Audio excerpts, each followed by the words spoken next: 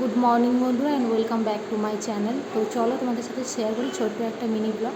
তো আমি এবং তোমাদের দাদাভাই দুজনেই অসুস্থ হয়ে গেছিলাম। তো ও আমাকে বলেছিল কাল ডক্টর দেখাতে নিয়ে যাবে, তো আমাকে কাল ডক্টর দেখাতে নিয়ে গিয়েছিল। আর মোটামুটি বাড়ির কাজকর্ম কমপ্লিট করে দিয়ে তারপর গিয়েছিলাম ডক্টর দেখাতে।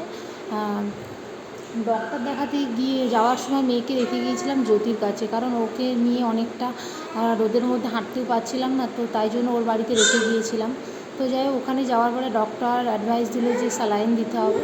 তো প্রায় 2 বোতল স্যালাইন দেওয়া হয়ে যাওয়ার পরে মেয়েটা ভীষণ কান্নাকাটি করছিল, ও তো আর কারোর কাছে থাকতে চাইছিল না।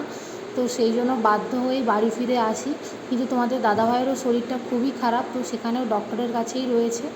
তো বাড়িতে এসে মেয়েটাকে সেভাবে কিছু খাওয়ানো হয়নি, তো ওর জন্য একটু ভাত করেছিলাম, তোকে ভাত খাইয়েছি। দেখো এখনও পর্যন্ত হাতে চ্যানেলটা খোলা হয়নি। তো সন্ধ্যাবেলা আবার ওখানে যেতে বলেছে।